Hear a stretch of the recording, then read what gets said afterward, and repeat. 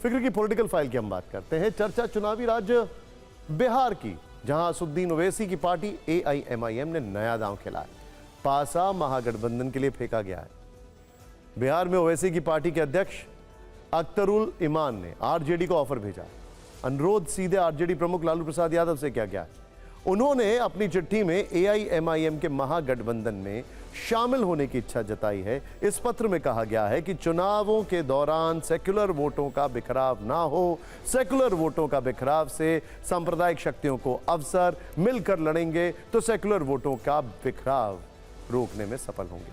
इस चिट्ठी से पहले ओवैसी खुद गठबंधन का संकेत दे चुके हैं, लेकिन आरजेडी की तरफ से अभी कोई फैसला नहीं लिया गया।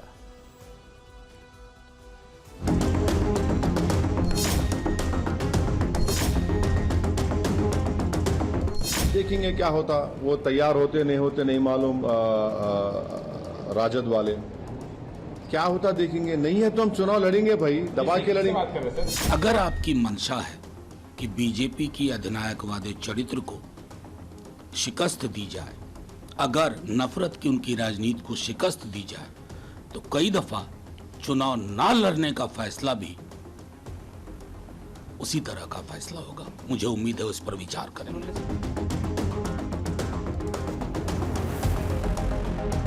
ये बात तो स्पष्ट हो गई कि भाजपा को साथ कभी नहीं दे रहे थे। भाजपा पर तोहमत लगती थी, एनडीए गठबंधन पर तोहमत लगती थी कि अरे इस ओवैसी साहब हैं ना, वो तो उसको भाजपा को मदद कर रहे हैं। लेकिन अब जब लालू जी के साथ या राजद के साथ या एनडी के साथ वो हाथ बढ़ाए हैं, तो स्पष्ट हो गया कि वो क्या करना चाहते हैं।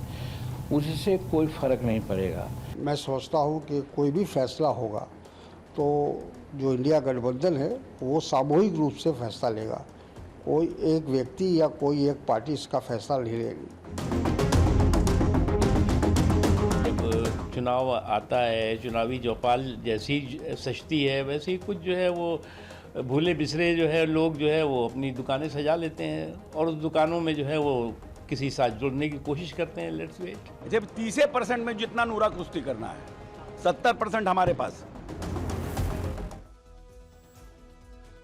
बिहार की राजनीति में AIMIM की ये चिट्ठी एक निर्णायक मोड़ बन सकती है, खासकर तब जब राज्य में चुनावी बिसात बिछाई जा रही है और हर पार्टी अपने समीकरण मजबूत करने में जुटी है। 2020 में ओवैसी की पार्टी ने बिहार में पहला चुनाव लड़ा था। तब 20 सीटों पर उम्मीदवार उतारे गए थे, जिनमें 5 की जीत हुई थी। राज्य में पार्टी को 1.24% वोट मिले थे। हालांकि बाद में 4 विधायक आरजेडी में शामिल हो गए, लेकिन ओवैसी ने अपने पहले ही चुनाव में राजनीतिक छाप जरूर छोड़ दी, क्योंकि उनकी वजह से कुछ सीटों पर आरजेडी को हार का मुंह देखना पड़ा था। बिहार में विधानसभा की कुल 243 सीटें हैं, जिनमें करीब 48 सीटें ऐसी हैं जहां मुस्लिम वोट हार और जीत तय करते हैं। इन सीटों पर मुस्लिम आबादी 20 से 40% तक है। वैसे इन सब के बीच में बिहार में वोटरों की रीवेरिफिकेशन का काम जारी है। चुनाव आयोग के आदेश के बाद बूथ लेवल ऑफिसर 26 जुलाई तक वोटर लिस्ट वेरिफिकेशन का काम खत्म करने की कोशिश कर रहे हैं। ऐसा दावा है कि वेरिफिकेशन के बाद बड़ी संख्या में बिहार के में मतदाता कम हो सकते हैं। लेकिन सवाल यह है कि चुनाव आयोग का क्या काम है, मतदान बढ़ाना या कम करना? चुनाव आयोग तमाम ऐसे उपाय करता है जिससे ज्यादा वोट पड़े, लोगों को सहूलियत हो। वोटर्स की सुविधा के लिए अभियान चलाया जाता है, विज्ञापनों के जरिए उनका उत्साह वर्धन किया जाता है, वोटिंग प्रक्रिया में शामिल होने के लिए प्रेरित किया जाता है। लेकिन यहां मामला थोड़ा सा अलग है। चुनाव आयोग के इस फैसले से वोटरों की परेशानी बढ़ी है और वोटरों की संख्या कम हो सकती है, उनका उत्साह कम हो सकता है। ऐसा क्यों कहा जा रहा है, इसकी वजह को समझते हैं।